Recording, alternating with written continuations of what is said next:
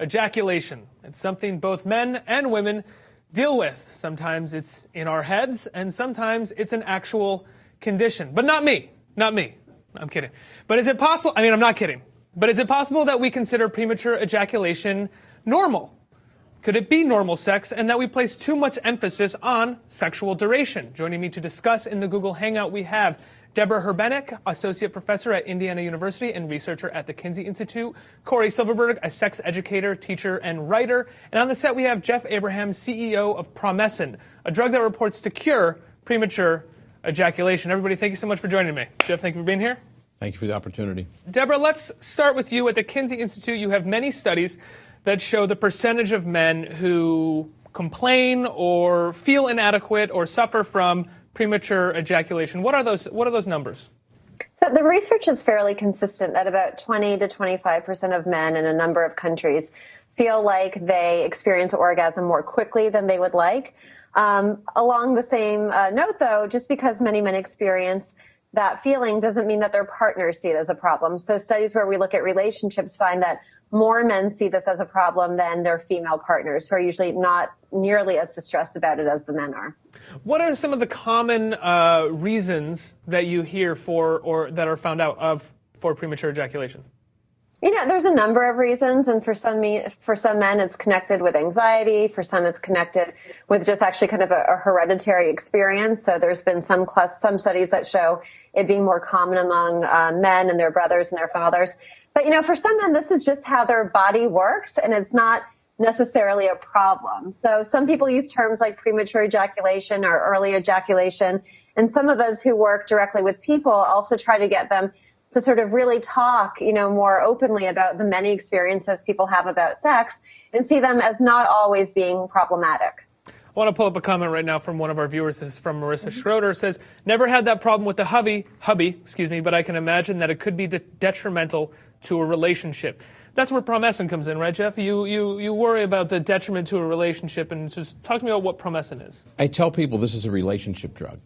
Even though that premature ejaculation is something that physiologically is happening to a man, the effect is as profound, if not more profound, for the female in a lot of cases. We have found that a large percentage of people that prompt a order of our product are females. And I can't tell you how many times I've been in a situation where, even in a social situation as recently as Super Bowl Sunday, I'll be in a situation where someone says, what do you do for a living? I go, I'm a CEO of a pharmaceutical company. And it'll be a couple. And they'll go, what's the product? And of course, at that point, I discuss it. And the guy will go, oh, that's not an issue. We don't need that. 5 minutes later, the woman comes up and goes, hey, you got a sample of that? Can you give me a sample of that? Right. We find that a lot of women are really dissatisfied with the length of intimacy they have in their relationships. They're afraid to bring it up because they don't want to create more anxiety if there may not be a solution. As soon as they find out there may be a solution, then they spur on the purchase of the product. Talk to me about what exactly Promescin is and does, how it's applied, what its ingredients are. It's a lidocaine-based product, but unlike a lot of other anesthetic-type products that existed before it, it has an absorption technology. And it's a eutectic formula that takes lidocaine from a crystalline to an oil aqueous form that allows it to penetrate the stratum corneum, which is the outer layer of the skin. Other products that had come before, they had problems with transference to the female partner, the man becoming exceedingly numb. In this particular situation, you have the man maintaining a much higher degree of surface sensitivity, so he has a lot better experience, and there's no transference to the female partner. And it's a spray. It's a spray. You spray it on the right on the scrotum, on the penis about 10 minutes prior to intercourse. Which I have to say is most likely why it's a relationship drug, because I can't imagine having a one-night stand and saying, hold on, let me pull out my spray. We have a lot of people that don't share it with their partner because it doesn't transfer, so if you, so to speak, go in the corner by yourself. To me personally, I can't imagine hold on being a second. intimate with somebody, and not sharing that with them. But we do have people that make sure that their partner is unaware of it. Pulling up another comment from our community. This is Laura Henry, who says, there are so many tricks to use on your lover if he has this issue, ways to use your hands to hold it off. Corey, you wrote a blog post, you've written a piece for About Sexuality, where you said you say that you love premature ejaculation.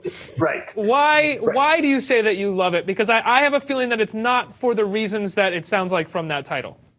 No, it's not just because I'm really busy and I don't have a lot of time. Thank you. And I'm being a bit tongue-in-cheek. But the truth is, because as Debbie already pointed out, I mean, there's a lot of anxiety that's tied to premature ejaculation.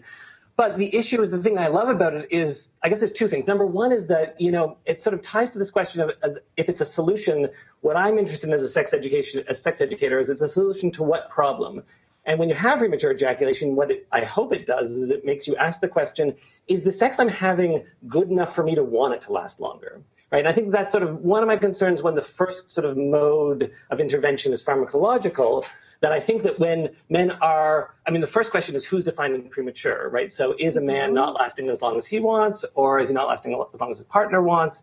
Or is he not lasting as long as both of them think that he should? Right. So I love it because it starts a question. The other reason I love it is that we have this really simplistic narrative about male sexuality, which is that men are ready for sex anytime, and that means they can always get an erection. There's that old comic, which is like, it shows female sexuality, and it's like a panel with all these switches and knobs, and then it shows male sexuality, and it's a switch that says on and off. And we know this isn't true. And premature ejaculation is a good example of that, right? It doesn't always work, and it's interesting to talk about why. Deborah, how often do you feel like you are breaking the stigma surrounding male sexuality and premature ejaculation, or what Corey was talking about, a man always being ready for sex, at the Kinsey Institute when you deal with people talking to you about these issues? Yeah, I also teach college students here at Indiana University, and so this is a common thing that many young men and women have questions about. And, especially at those ages, young women and men are often very inexperienced communicating about sex. Mm-hmm. So one of the great things about dealing with kind of timing of sex, as Corey mentioned, is that it can really prompt a conversation. So I have had some women who say things that, for example, that they feel that their partner is being selfish by coming so quickly.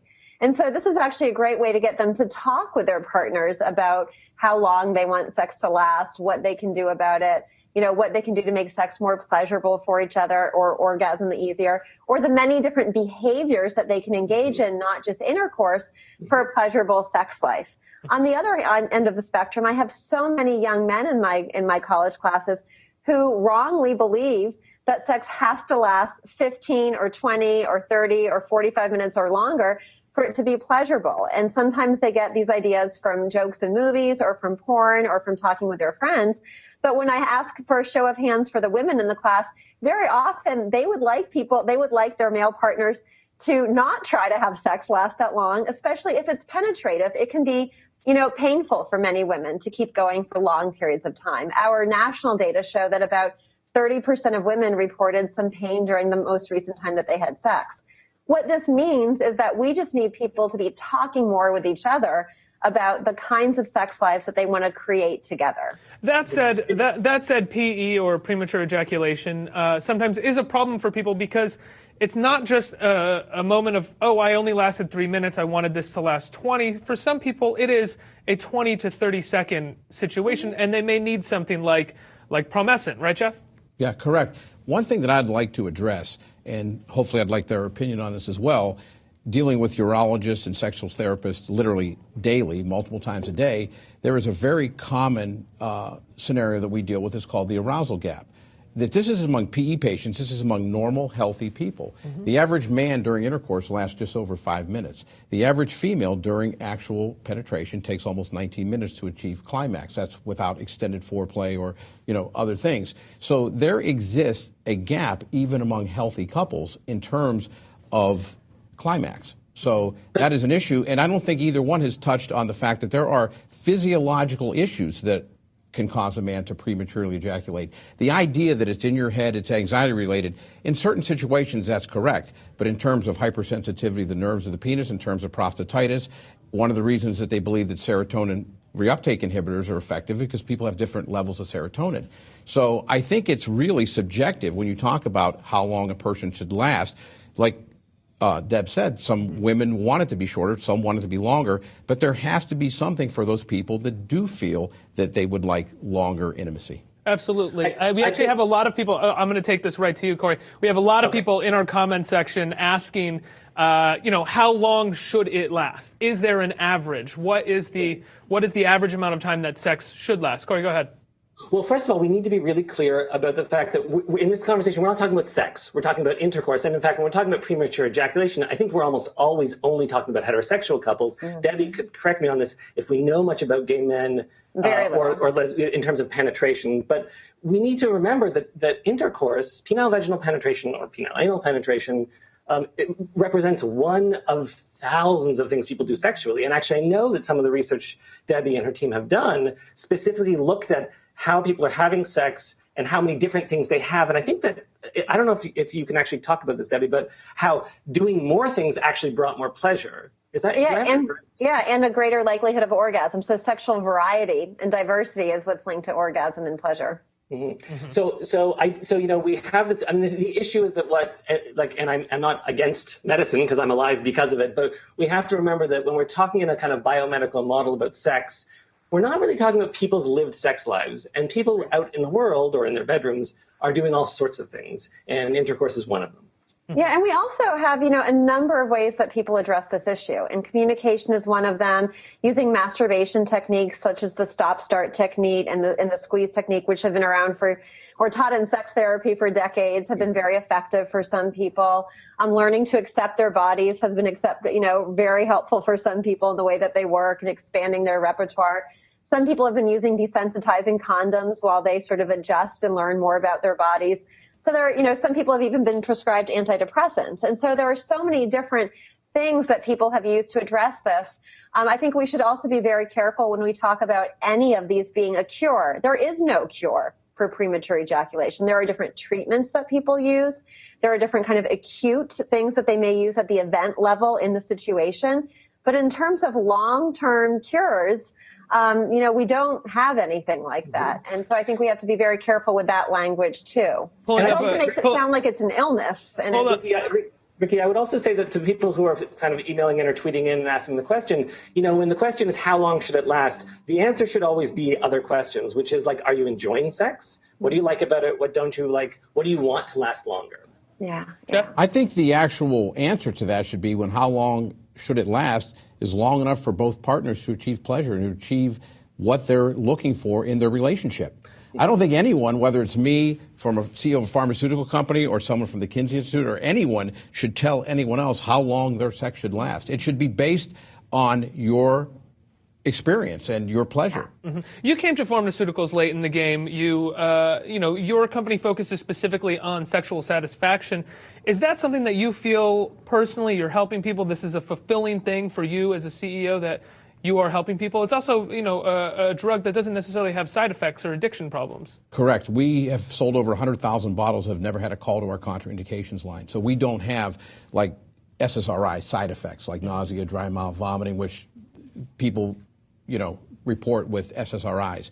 We are focused specifically on that. I can tell you that I had retired and I came into this because a friend of mine actually founded this company, and I didn't know how to spell pharmaceuticals like I told you earlier. It was like, does the E come first or do you come first? That kind of thing. And you gave it a shot, right? I gave it a shot, exactly. And I have talked to hundreds, if not thousands of people that use our product. We're growing extremely rapidly. Did you find joining this company, becoming the CEO of this company, giving the spray itself a shot, opened you up to communicate more in the bedroom, opened you up a little bit more in the bedroom? It made you want to talk about these things a little bit more? Without a doubt. Mm-hmm. You feel like a healthier person? I feel like a much healthier person. One of the things that I try to tell people, even when I talk to people that order our product, is so many times you'll hear this, well, I don't want my partner to know I'm using this. And I'll actually say to them, why?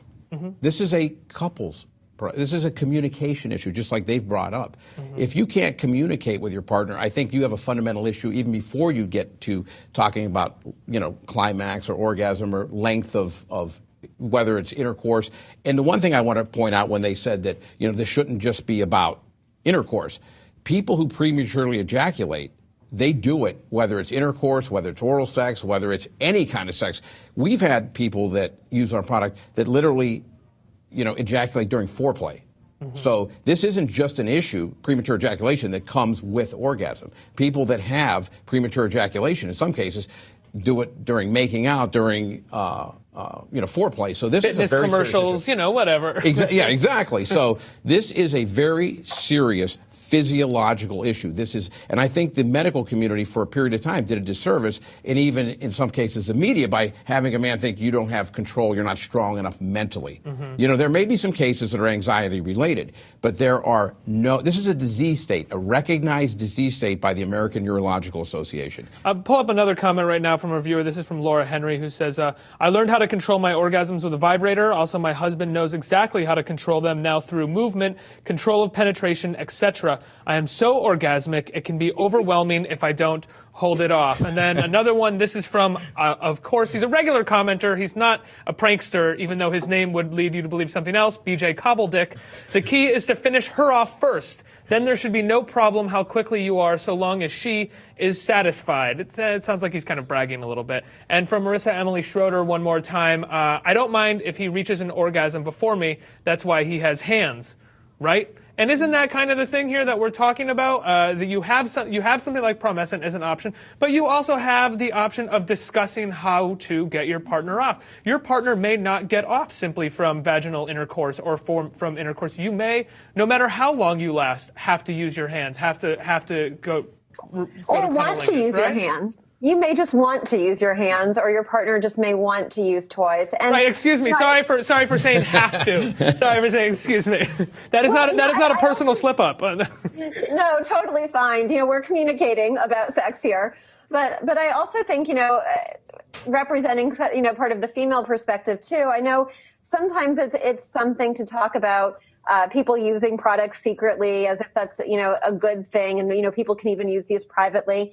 But, while we're talking about health issues, even though we don't have a transfer issue as described, there's possibly a contact issue. Right. And anytime people are using chemicals on their genitals or any substance on their genitals, they should be open about what they're using with their partner, because their partner may have a sensitivity, may have an allergy. We know that many women who experience discomfort or pain during sex don't talk with their partner. If they come away from that sex act feeling a little different, they may not say anything, but they should know. And so, certainly I think we have a range of great products out there available to women and men. But if they're using them on their genitals and then having intercourse with a partner, I would absolutely encourage anyone to be open and honest about that, because their partner deserves that information too. Jeff, like as you said, you came into this late, and there's this idea that you're going to join a company that's about staying hard longer. There's a crude way of approaching that conversation. Correct. A lot of friends probably joked with you, maybe made fun. I'm curious how you feel just about sexuality now, and what your journey has been like after joining a company like this. It's given me a real appreciation, and it's given me a real sense of some of the struggles that people have. And if I was to tell you that this was just a business venture, I'd be lying to you. You can't help but get personally involved. We have a feature on our website. It's called OLARC, which is interactive chat feature. And as a CEO, I spend 2 hours a week on that particular site.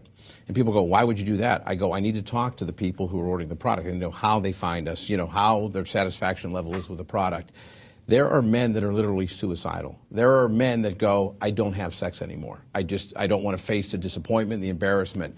A lot of urologists will tell you that 20 to 30% of their ED patients are actually PE patients, because if you have PE for a prolonged period of time, you will eventually develop anxiety-related ED, because knowing that getting an erection will lead to an unsatisfactory result, you will eventually not even want to get an erection. So, and we have couples that say, that do testimonials, they'll say, you saved our relationship. We stopped communicating. There's a letter that I got, and I've been corresponding with this woman who lives in Colorado. I call it the layering effect. She had ordered the product, and it just so happened it was during the time that I was doing the OLARC chat function. And we had this long conversation. I said, send me an email. And she goes, give me your email address. And I said, well, go to the website. She goes, you're the CEO? I go, yeah. She goes, you're kidding me. I go, no. And we started this conversation. And she had seen us on Dr. Oz. We had an appearance on Dr. Oz. And she sent me an email, and then I called her on the phone and spent about an hour on the phone with her. And the reason I call it the layering effect, she had felt that her husband had become really robotic during their lovemaking. And then I guess she kind of turned off and started thinking about getting the kids to school the next day, doing the laundry, and then he kind of played off of getting the grocery list, and he kind of felt her being disinterested, and they were literally on the verge of breaking up.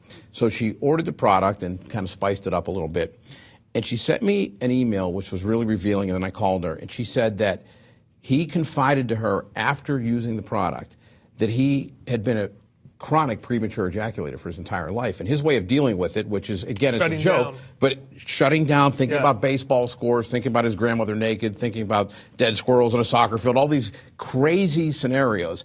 And he was so focused on not ejaculating that he wasn't really feeling the pleasure getting into it. I think it goes back, not to cut you off, I think it goes back to the moral of this story is whether you have a product or not, it's all about communication. It's all about communication. It's all about talking. Jeff, thank you so much for joining me, for having pleasure. This conversation. Corey, Deborah, thank you so much. I want to say, guys, that I'm proud of this conversation. We took something that many people would make jokes about. We did have a few little asides here and there, but we gave it a serious conversation that I think it deserves. So thanks so much for having this with me, and to all of our comment out